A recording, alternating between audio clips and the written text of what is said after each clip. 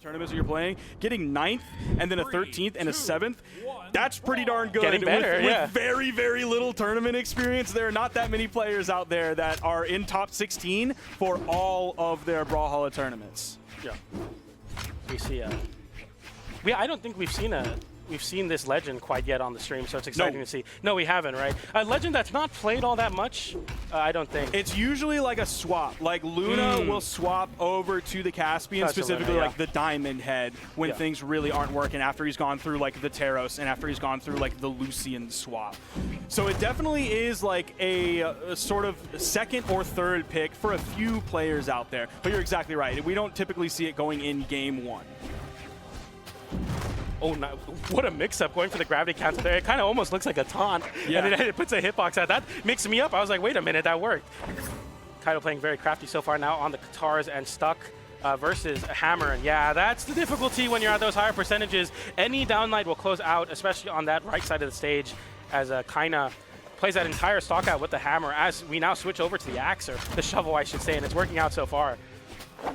Oh, he tried to go for the side signature. Off the side platform, too. That would maybe have KO'd because it hits and then it turns around and throws the other direction, similar to some Tezca signatures out there. But then you also have the Qatar signature that is just devilishly fast, which is one of the main reasons that players will choose to play this legend, even though you have two weapons that typically, they're like string-based weapons. They're damage-based weapons, not necessarily your KO weapons that you're swapping to when your opponent is deep into the red, like a hammer or an axe. I mean, they're both dual-wielded for a reason. I feel like they're very similar play styles, and that Qatar edgeguard is going to work in the favor of Kaito as we now get into a two-stock situation. Let's see what Kaito can do with the Qatars while Kyna's at low damage.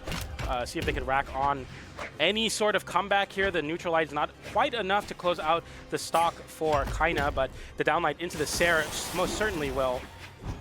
And that's going to be now 2 stocks to 1 for Kyna, as Kaito looks to get back in the game. Not a lot of output from this pick so far. So if you'll notice, the hammer that we saw earlier from C didn't get a lot of D-lights. He got some of them, but it wasn't like primarily D-light based play when he was actually finding connections. Kyna is the best hammer stomper in the entire game. He is able to maneuver around and on top of his opponent with the hammer better than virtually anybody else in the game. Very few people after the nerf are successful with hammer like Kyna is with hammer. But of course you also have his axe, where the juggle opportunity is coming out. Neutral light punish as Kaito went through him. Oh, this hurts. Oh, what? It hurts.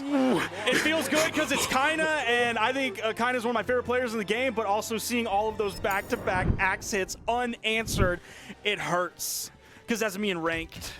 That was vicious. I mean, I don't know if there's a better word for it. I mean, it gets the double nair and then just covers that with the side air. Oh my goodness. And you see, Kyna's trying to respect the dodge read and not burn the option, but sometimes you got to dodge because they'll just call you out for it and saying, like, hey, I know you're scared. You're scared to be scared. And that's a perfect time for the side air, so it works out for Kyna. And yeah, like as you were saying, one of the people that stuck through with hammer, one of the founders of it too. So it's really exciting to see the hammer working out for Kyna as well. But the axe equally as vicious. Absolutely, and it's also a much more meta weapon. Oh yeah, for sure. Gonna pick up the axe first. Again, the down air into the D-light. He already has so much more damage built up on Kaito than Kaito has built up on him, because he hits 2 hits and it's like 30 damage. He hits 3 hits, we're getting into like 45 territory. We're starting to get into color changes on every string that Kyna finds. We see a switch from Kaito onto the Asuri, so it should be a little bit different here with the sword having a little bit more range. That scared me. It sounded like a gorilla there for a second. I went Monko mode, bro. Yeah, it's very, very visceral reaction. I went back to my ancestors, the primates, man. Yeah, you know, you get like the, so yeah, it's primal to be scared of that one. You look across the African savannah and see that side signature coming towards you, man. It's just pure instinct at that point. Yeah. And yeah, so far, Kyna has been playing absolutely cutthroat, giving Kaito no room to breathe, even on these weapons that kind of swing a little bit slower, just having that extended range on the axe. And the juggle states have been impressive, catching Kaito looking to burst into the range with these down airs, something that's so successful versus axe. And you're seeing Kyna now do exactly that, just go for those down airs, but fortunately a side downlight into side air is going to be forcing Kyna off stage in a weird off stage interaction. Bro, both of them not punishing. He's yellow. Why are you trying to go over the D-light ground? He's yellow, dude. Just pick up the weapon. Pick up the weapon and play neutral. Going on, and a lot of weapon tosses, but it doesn't lead to anything, as Kyna now looks to run away with this game. It's Kaito, the same juggle. during the headlights. It's the same thing.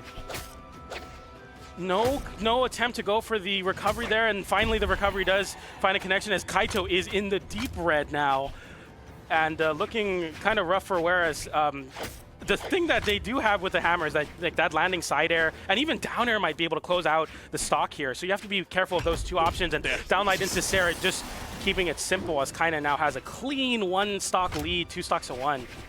Back on the axe, man. I rag on hammer players a lot, but the fact that like he is able to find stomps so consistently, the fact that like he legitimately makes this weapon look significantly easier than it is to actually play, and that's the only thing I am ever going to give to hammer players for the rest of this year. So you can thank Kyna for that, because he really earned that for you. Yeah, exactly. And when you are a weapon that is kind of linear at times, where it's like we know exactly what you're looking for. I was saying it with Orb, like a lot of Orb players look for Sarah, a lot of hammer players look for down light, and when you're so good at punishing everything else and conditioning that with axe as well, it makes it so that you're just trying to like burst in and avoid dealing with the range, and that's exactly when that stomp is so good.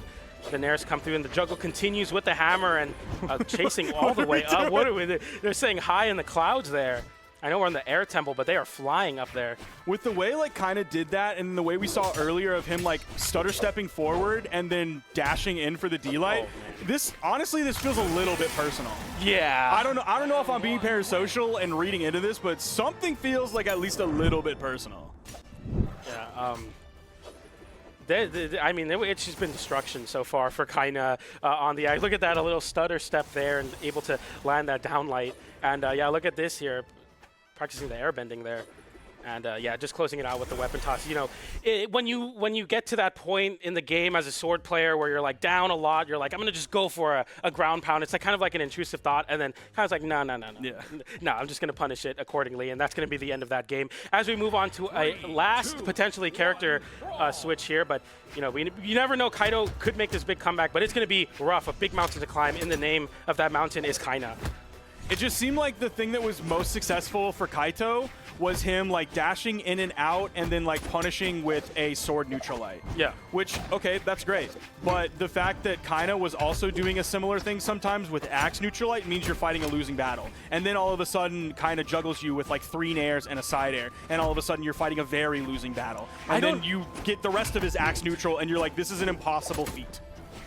Kind of playing that amazingly and never swinging, but Kaito is able to get a sider. Can they close out? The edge guard tries to go for a alley-oop to themselves, but not quite enough damage for that, as Kyna was playing pretty well with the hammer, but Kaito running away with this damage lead so far. Goes for the weapon toss there and converts into a recovery. Chase dodges up to try to force Kyna to react. Kyna playing very disciplined and not giving anything, and the big juggle comes through. That might be the big difference maker for Kaito, is now they're able to contest that axe snare with the down air from Spear.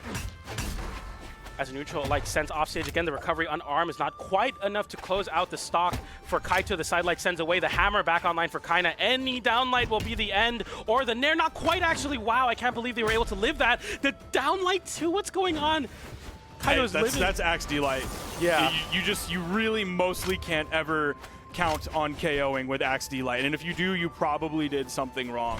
So the fact that it took that much, because he's playing a Tori, did he go into the defense stance? Yeah, it's a defense stance. It's a defense. Oh yeah, I see it down there in the bottom. You know that meme of Atlas holding the globe, and it's just the one defense stat that like really carried Kaito through to that one. Oh, and he's gonna fall. Kyna falls too, but he's at a full stock lead here. So this set is likely winding down very soon. Almost picked up the bottom side of that recovery.